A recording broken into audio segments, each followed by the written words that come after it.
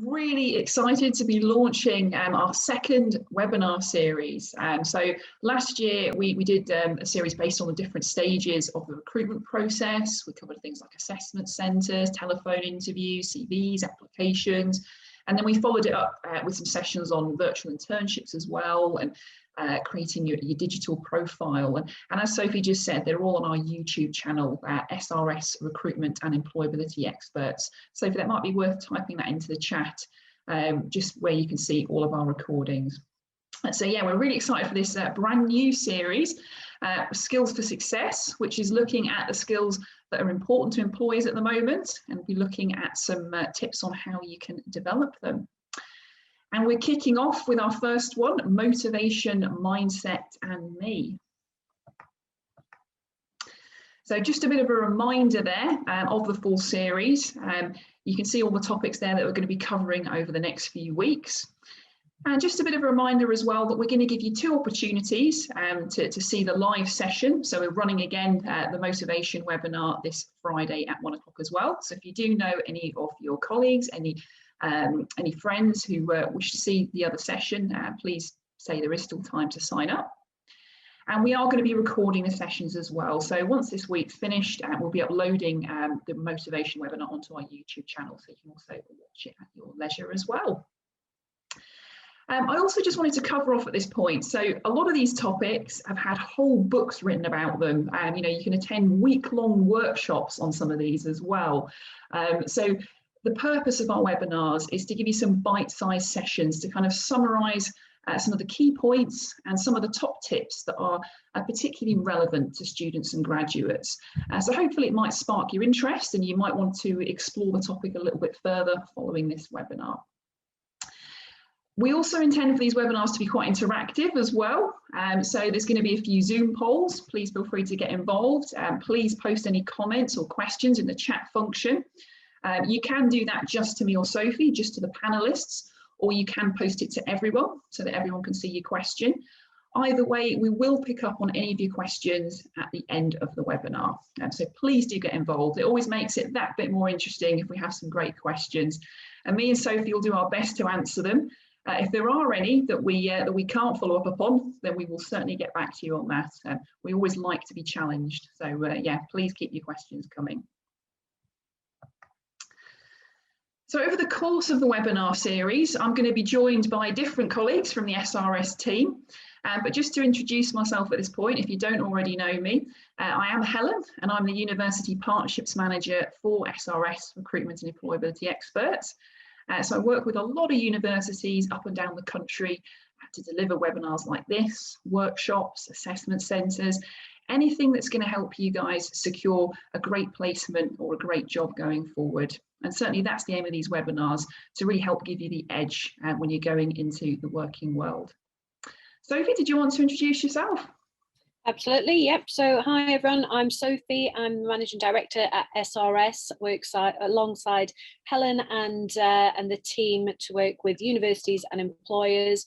So everything that we do is within the graduate recruitment and employability space, and I absolutely love it. It's lots of fun and I get involved in lots of other lovely activities that complement that as well. So really happy to be kicking off the webinars again with Helen today, and yeah. Hope you enjoy it and keep me busy because I'm on chat for most of this morning's session. So any questions and I'll be picking those up. Back to you, Helen. Thanks, Sophie. Just wanted to add as well, you can see our social media details there. Please link in with us and follow us on Twitter. As I say, any questions that we can't answer in this webinar, or if you don't feel comfortable posing a question, just reach out to us on social media. We love that interaction. So do speak to us there as well. So in terms of what we're going to cover today, we're going to be having a look at what is motivation and the different types of it. We're going to be having a bit of discussion around demotivation, building a growth mindset, the different ways to stay motivated, particularly in the job search process, and how you can demonstrate that motivation and enthusiasm to an employer. But before we begin, I'm just keen to understand my audience a little bit better, and I'd like to kick off with a bit of a Zoom poll, which hopefully should launch on your screens in a moment there. And there's a couple of questions there. How much time do you spend applying for graduate roles or placements? And when thinking about the current labour market, how motivated do you feel to apply for graduate roles or placements? And try and be honest. I say this is anonymous as well, so I can't see who's choosing what. Just give you a few moments there to pop your answers in. Okay.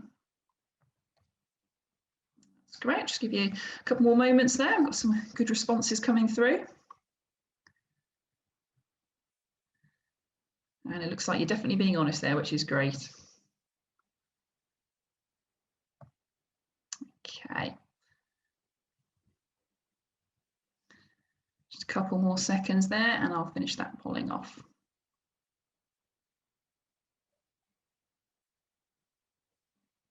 Okay. Right, we'll call it a day then. I'll just end that.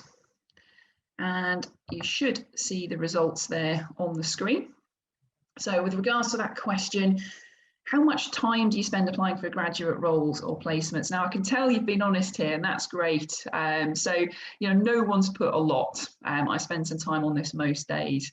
Yeah, and I can understand that because there's a lot of other commitments on your time, a lot of other things that you've got to get done. So 41% of you are saying, I occasionally do this when I can find the time. 34% being very honest and saying, I don't currently spend any time on this.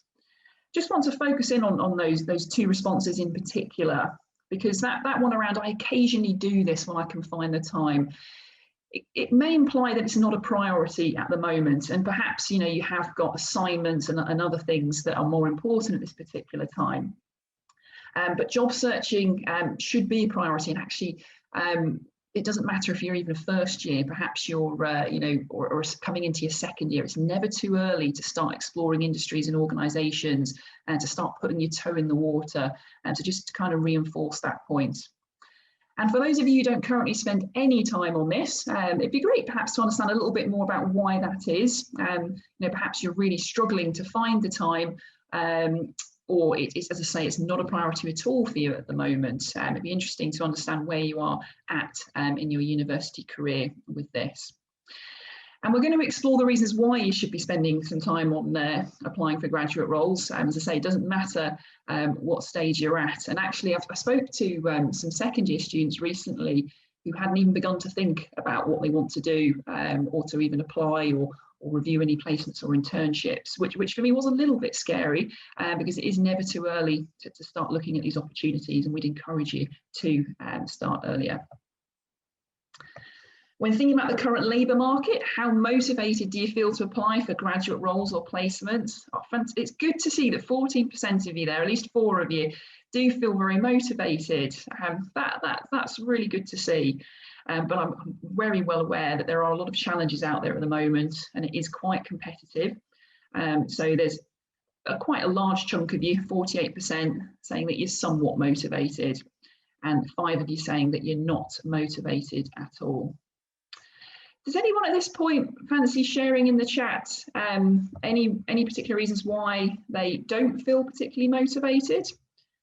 We talked about the competition in the graduate labour market. I'd just be interested in understanding some of the reasons behind that, because we can explore them a bit more in depth throughout the webinar.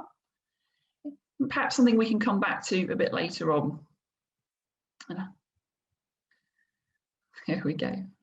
Okay, so I'm just going to stop sharing those results there and we'll get into the webinar itself.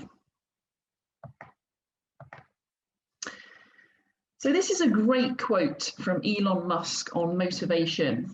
Does it resonate with you? When something is important enough, you do it, even if the odds are not in your favour. Can you think of a situation when you've done something, even though the odds have been against you?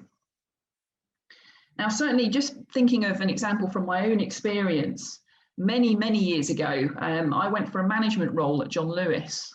And I actually didn't have any management experience. So I thought, you know, the odds of me getting this job are very, very low. But I still felt motivated to do it because it would be good practice interview. And I really liked the company ethos, so I was really enthusiastic about the John Lewis partnership. I spent a lot of time in the recruitment process highlighting my transferable skills, and a lot of time talking about what I would do if I had to manage people, so kind of hypothetical answers. And I also talked about how I had managed situations, how I'd managed under pressure. So again, it was emphasising those transferable skills.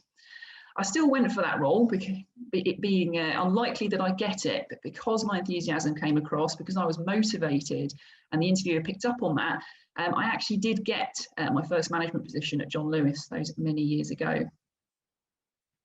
Sophie, did you want to share an example from when you achieved something against the odds? I can share an example, but also not to embarrass you, Helen, but in a bit of a twist of fate, I was actually one of the assessors when Helen went for that role at John Lewis, and Helen was the best candidate that we saw. So even though she didn't actually have the experience, she was the strongest candidate, and had all those transferable skills, and really stood out to the interview panel. So interesting. You've got to go for things sometimes.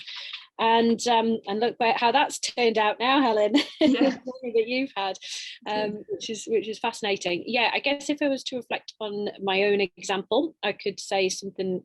I'd probably link it to setting up what is now SRS as a business. That was a pretty big risk for me. And those of you who are familiar with startups or know anything about them will probably have heard that figure about most startups sort of failing within the first year or two, and those that make it to year 5 are really against the odds. And we are in year 8, I think, now. So that was a huge risk for me, particularly as only a few months after setting up the business, I became a single parent and had all sorts of financial problems at that point. So yeah, but very glad that I did so. And yeah, look at us now. We've got a great business. So yeah, that would be mine. Thanks, Sophie. So clearly you guys also face difficult odds in terms of how competitive the graduate labour market is at the moment. But I bet you're still motivated to apply for those top roles and programmes, rather than just settle for any old job. That's from the students I've spoken to, a lot of them aren't prepared to settle and are quite open-minded and are still very positive about going for some of those organisations. So what is motivation? It's the term used to describe why we do something, an internal process where we want something or desire a change.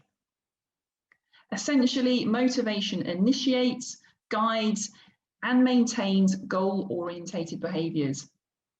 It is what causes us to act, whether it's doing exercise to lose weight or signing up to a course to gain knowledge. It is the driving force behind human actions.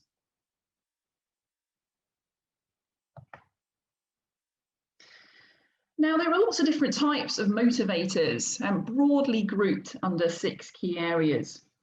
So just to begin with, utilitarian.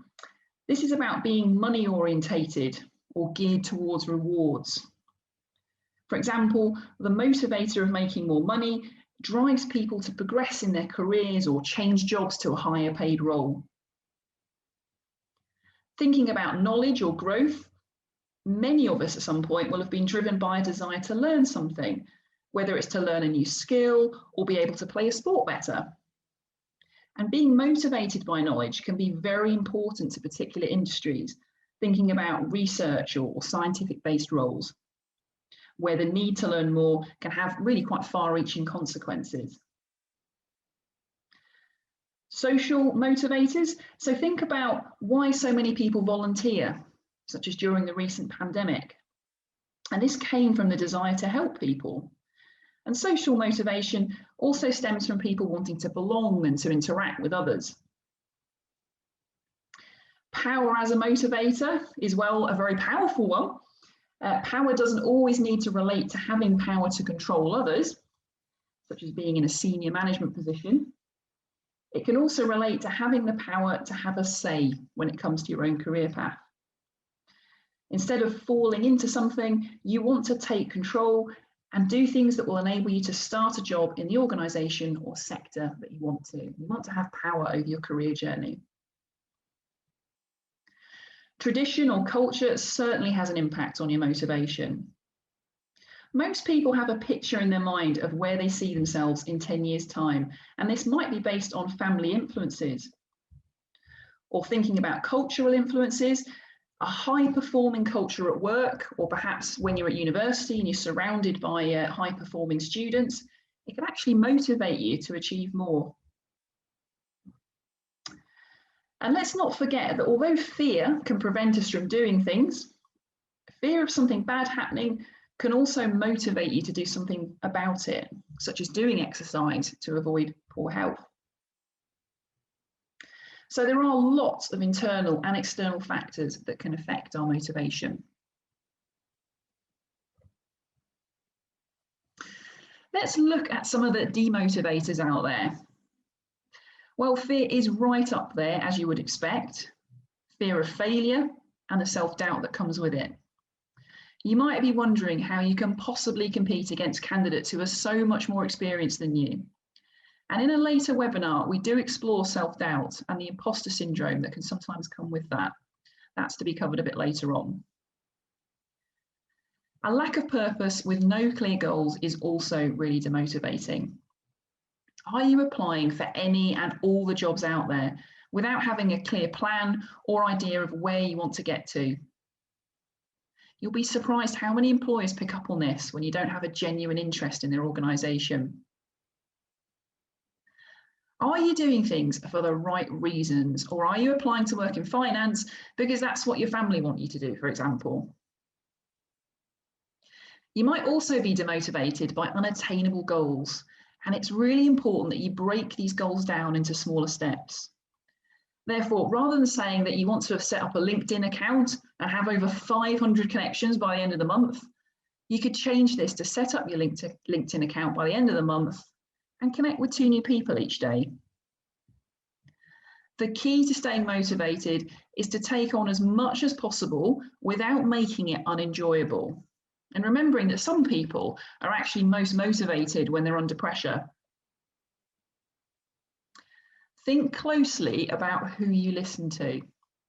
So thinking about friends and family and colleagues around you, do they energize or drain you? They might have good intentions and just want to protect you, but if they're constantly suggesting barriers or reasons why you can't do things, then you might want to spend more time with those who are going to be more positive and encouraging. Just like fear, past experience can be a motivator or demotivator. And with regards to the latter, if you have repeatedly been rejected from jobs, you may find it harder to keep going, particularly if you're not receiving any constructive feedback that's going to spur you on. It's really important to keep focused and to not give up. Now, before we move on, I just want to do another quick poll, which will hopefully crop up there. Bear with me a second there. Just one question this time. I just want you to pick the statement that best describes you. So, are you someone who often tries new things, pushes yourself out of the comfort zone, or do you tend to stick with what you know? Just give you a moment there.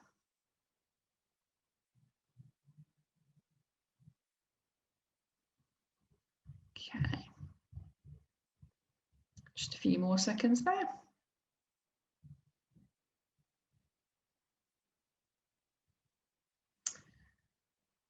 Okay, we'll call that one a day there. Now, the reason why we did this poll is because depending on which statement you've chosen, it's a bit of an indicator of how much of whether or not you have a growth mindset. Because if you're someone who likes to try new things and push yourself out of your comfort zone, then you're more likely to have this growth mindset as opposed to sticking with what you know. But we're going to have a bit of a look at that growth mindset now and how you can develop that and how you can use that going forward. I'm just going to stop sharing those results and I shall hand you across to Sophie. Thanks, Helen. So yes, we are going to move on and have a look at the importance of mindset, and in particular, how a growth mindset can positively impact on your career and your whole life. So a growth mindset is the belief that you can develop skills and abilities through practice and perseverance, such as studying or seeking feedback and working hard. Because you believe that you can develop skills, this can lead to a desire to develop these skills, therefore making you more motivated and productive. Alternatively, if you have a fixed mindset, you assume that your skills and abilities are fixed and unchangeable. So, for example, you hear some people say that they are bad with numbers and they don't believe that they can improve, and therefore they aren't motivated to try and improve this. So part of having a growth mindset is investing in the belief that you have the capacity to change and develop in whatever you set your mind to. Another big part of it is accepting that failure is part of that learning process. People with a fixed mindset view mistakes, risks, and any extra effort required as potential giveaways of their inadequacies. Instead, people with a growth mindset view theirs and other people's mistakes as valuable opportunities in which to learn and adapt. What makes the growth mindset so appealing is the idea that qualities such as intelligence and creativity can in fact be cultivated through effort and practice. Ultimately, you need the right mindset to deliver the right skill set. So the growth mindset was a concept created by Professor Carol Dweck, who was intrigued by the different ways in which her students responded to failure. And this quote is from her book, Mindset, the New Psychology of Success. And if you find any of this stuff around mindset interesting, definitely go and have a look and see some of the work that she's done, because it is super interesting. So you can see the quote there. I'll just take a moment, just read through that. So why waste time proving over and over how great you are when you could be getting better?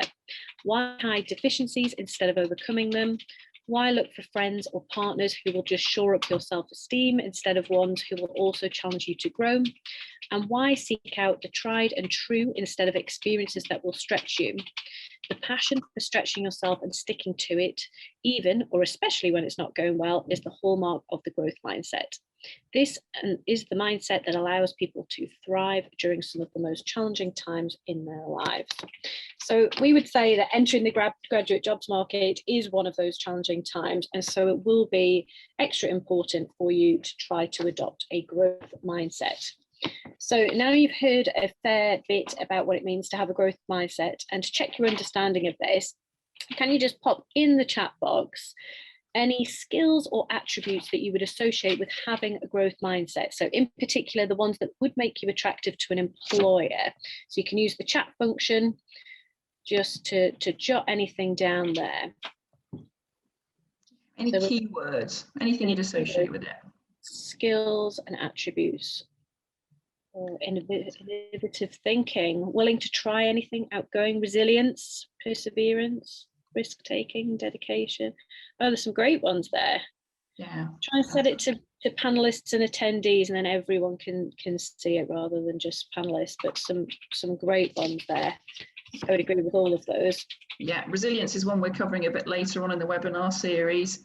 Yeah. Interest in learning, I love that one. That's a huge part of growth mindset, being curious. Definitely. Right. Unconventional. Ooh, that's an interesting one. I like that. Yeah. Conventional and innovative. Yeah, lovely. Great. Some good ones there, I think. So how do we build a growth mindset and ultimately keep motivated? Well, firstly, you should reassess your values and what's important to you. Remind yourself of the reasons why you're doing things, as they will help you to stay on course. Spend time defining your goals and have a clear vision of what you're trying to achieve. So you might want to use the SMART model to set goals that are specific, measurable, achievable, realistic, and timely. And if you've not come across that model before, definitely go back and check out the last season of our webinars, because we use that model a lot. It then helps to have a plan with smaller objectives that you can work towards as part of these long-term goals. Get in the zone and create an environment in which you feel organized and focused. More specifically, you should identify when you're at your most motivated. So my energy levels are definitely the highest in the morning, and it's when I have my best ideas. I make a point of trying to do my most difficult work in the morning, and anyone that I work with will tell you that that I definitely need to have eaten as well before I can get motivated. So think about the best time of the day when you are at your most motivated and could perform at your best. Trying new approaches can also be a real motivator. You can get quite complacent if you stay in your comfort zone, whereas even a small change to your routine can stimulate you. So for example, instead of trawling through job websites, you could also explore opportunities by connecting with people in the organisation or sector that you want to work in. Try and make it fun, which I appreciate is easier said than done when it's searching for jobs, but perhaps you have a group of friends that you can check in with and share stories, experiences, etc. Spend some time reflecting on what you've achieved and log it. This becomes really important when preparing for future performance reviews with employers, because you're unlikely to remember what you've achieved a few weeks or months after it happened. As we mentioned with the growth mindset, it's also important to reflect on what you learned from these setbacks. As part of recognising your success, make sure that you reward yourself. That's really important. Don't just move on to the next thing. Take a bit of time just to reflect and celebrate. And finally, you may be someone who naturally finds it quite hard to get motivated. There are people out there who have plenty to do and lots of potential, but they choose to not do anything because they just don't feel like it. And then they wonder why they haven't progressed, and they start to feel really demotivated. So get out of these bad habits, be present, and make a choice to do something. One thing that I like to do is to get up really, really early, sometimes sort of 5 a.m. is quite common early start for me. And I like to get up at that time to do a bit of reading in whatever I'm interested in at that point in time, or to use the time to prepare some healthy meals, maybe my lunch or something. And when I've set my day up with that as the start, I just feel like I'm going into the day feeling like I've already achieved something. So that works for me, but find out what works for you. Okay, back over to you, Helen. Thanks very much, Sophie. Just apologies for a bit of background noise there. I'm having to isolate at the moment, so my husband's typing in the background because we're confined to our house. So apologies if you can hear a bit of typing in the background. That's not me. Okay. So, more specifically, how do you keep yourself motivated when searching for jobs? Because let's be honest, it can be really demoralizing, endlessly applying for jobs and getting rejections. It's a roller coaster of emotions with a lot of highs and lows. It's important to try and focus on the positives. So you could choose to focus on how competitive the graduate labour market is at the moment. Or be optimistic about the fact that 84% of 200 graduate employers are actually planning on recruiting the same or more candidates than last year. And that's based on recent research from the Institute of Student Employers. So there's actually some really positive messages out there in terms of recruitment plans and talent pipelines for a lot of the top graduate employers in the country. Try not to get sucked into negative news headlines. We know that the tabloids love it when things go wrong, and that always tends to be emphasised. Focus on what you can control, such as the quality of your applications. Secondly, you want to identify the types of roles and organisations that you're interested in. Applying for jobs that you genuinely want will definitely keep you motivated. And I know some of you might be at a position in your career or in your degree where you're not sure what you want. And that's when you need to be spending some time with your career service, investigating the different industries, the different roles that are available to you. Seek feedback on your applications from outside parties before submitting them. Or if possible, seek feedback from the organisation who have rejected your application. I know that isn't always possible, depending on how many volume of applications that particular company has had, but it's definitely worth trying. It's definitely worth asking the question. And again, explore options with your university careers team, who continue to give so much fantastic support even after you have graduated. And certainly that's something that I took advantage of many years ago. I think it was even 15 months after I'd left university, I was still going back to my career service just to bounce ideas off and just to see if there was any workshops that could help me at that point.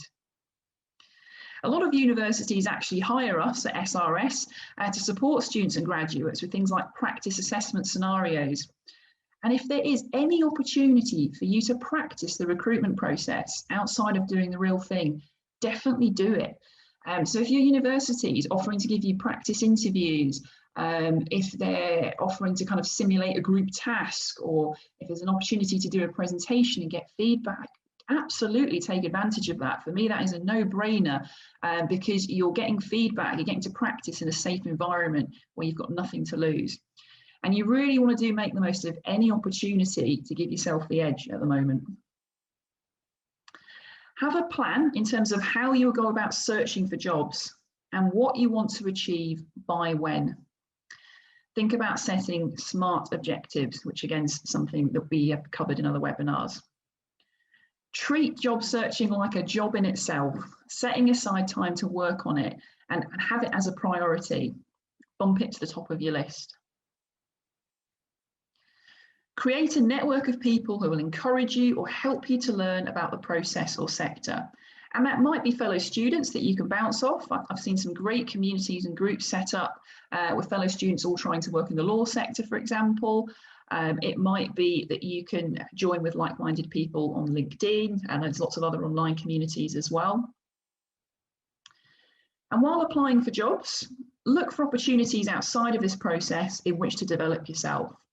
So by doing an additional course, seeking out work experience that will give you transferable skills, even if perhaps it's not immediately relevant to the role that you want to apply for, it's still evidence that you can say to the employer, this is what I did with my time, this is what I learned from it. Things like teamwork and leadership can apply to most roles anyway. So as long as you can draw out those transferable skills. It's also good to have a bit of a planner of possible events that you can attend. So have a bit of a look through the internet for all the virtual events that you can sign up to, or in person, if that's eventually allowed, where you can go along and learn and just, boost your confidence as well.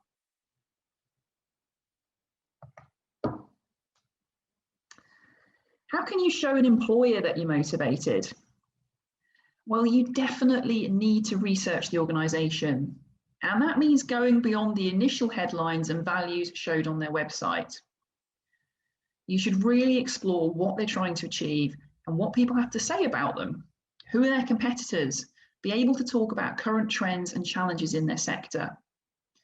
A lot of the time when I've interviewed candidates over the last few months, you can tell that they've looked at the first homepage of the website and they've looked at the initial mission statement, but they haven't gone beyond that.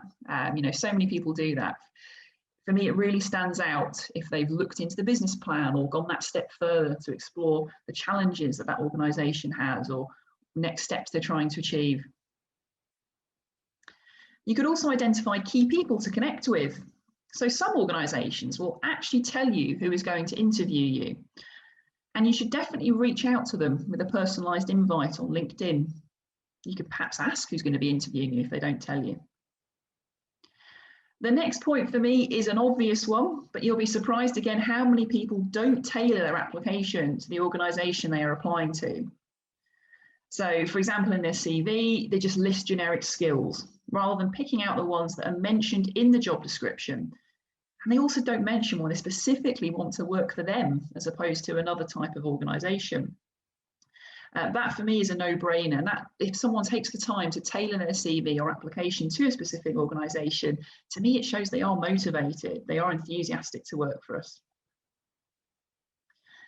At the different stages in the recruitment process, ask questions that will help to showcase your research and enthusiasm. So rather than asking typical questions such as, what support will there be? And what will I be working on? Or even worse, self-interested questions like, what holidays do I get? Ask questions like, I've seen that you're trying to increase your presence in America or increase your sales by 5%. Can you tell me more about this? Because that shows that you're genuinely motivated, that you're interested in what they're trying to do. Be responsive throughout the process. And if you can, reply to invitations to interview with follow-up emails that reaffirm your enthusiasm and your excitement to meet them. You know, acknowledge their email, say thank you. And again, I know that's not always possible because sometimes it is automated email invites that are sent out that you can't reply to. But where you can do this, where you do know who's interviewing you, make sure you interact with them. If an employer can see your commitment to learning by doing courses and working on your skills outside of your daily commitments, they will see someone who has the potential to learn and grow with them. So it's back to that point around showing what you do with your time outside of your immediate degree, outside of perhaps even any work experience. You know, are you doing other courses? Are you working on other things? Have you joined other societies? It shows someone who wants to learn and develop. And of course, it also helps if you can show that you have got some relevant experience in the industry. But if you haven't, that doesn't immediately discount you from the role if you can talk about how you've got those transferable skills. So there are so many motivational quotes out there, and this one is certainly popular. It's one of my favorites. Don't count the days, make the days count. You might have a few that you refer to as well. And I'd just like to finish by closing with a video from Destiny, who is a second-year student from Manchester Metropolitan University. And she shares her experience of applying for multiple placements. Hello, I'm Destiny, and I've been recently applying for hundreds of placements, and I've been dealing with lots of rejections and lots of research into the companies I've been applying for, and sort of the way that I've been dealing with applying and dealing with people, for example, not even answering whether you've got the placement or if you're moving to the next stage, very much was taking a sit back, reflecting, using resources and people around me, such as like my tutors, my mum, people that I knew in like HR perhaps, would I get to read over my CV, cover letter, and sort of give me pointers. So that was really helpful, even when they don't give you very good feedback.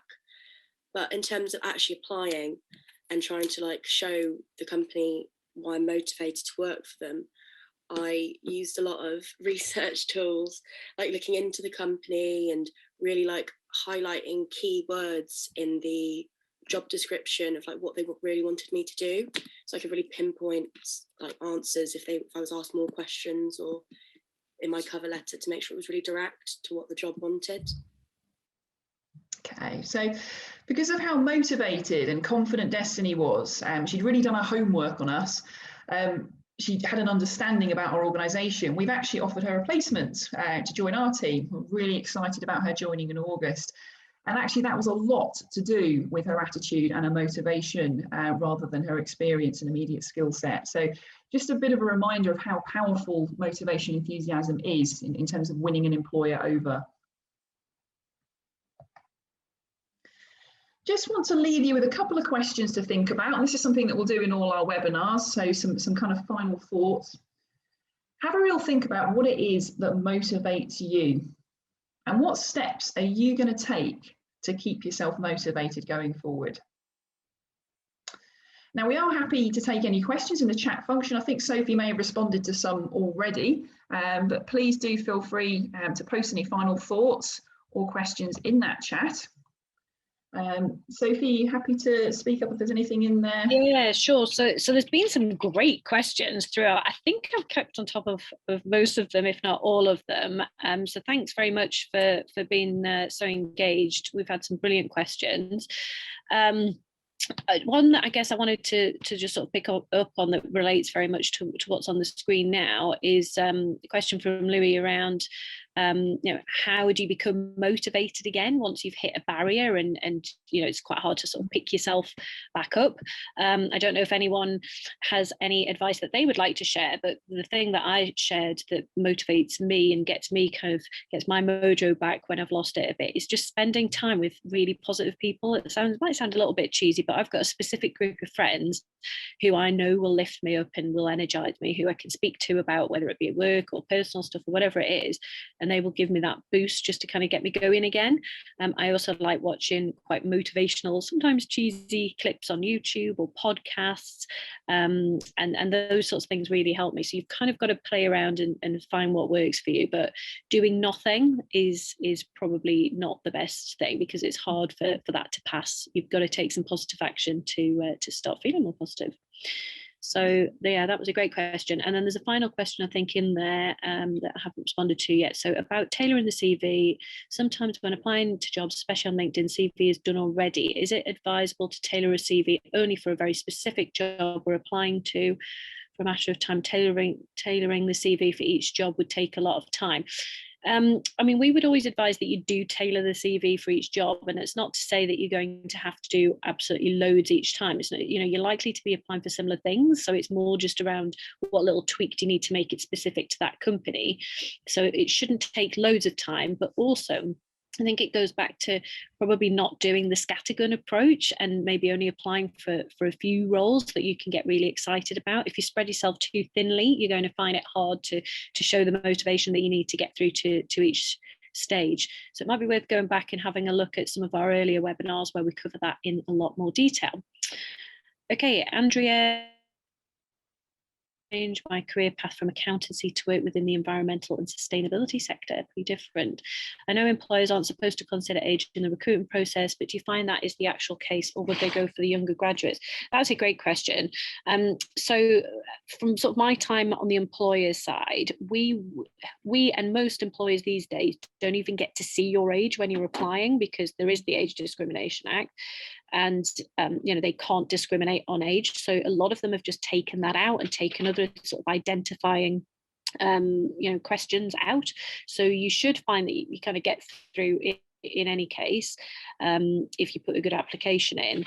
When I was recruiting at John Lewis, every intake pretty much that I can remember, we always had some more mature graduates on the program, and they just brought different skills to the table. So it certainly wasn't something that you know, that would put me off. So try not to focus too much on that, and you know, make the most of all the experience that you're going to have and all those transferable skills instead.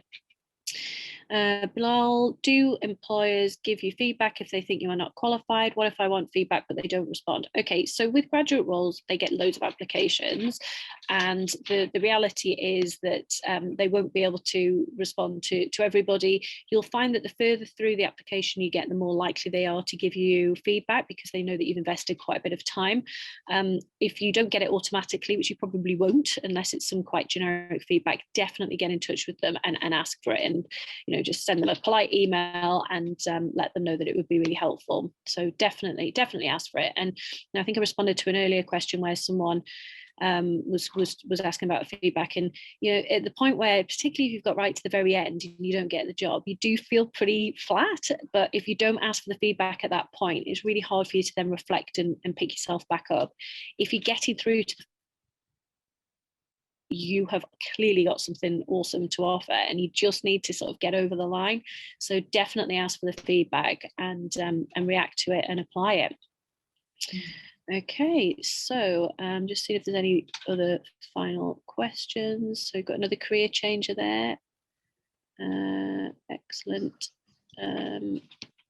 Really don't know. So Dylan's saying doesn't know what role to apply for, just know it could be anything within IT.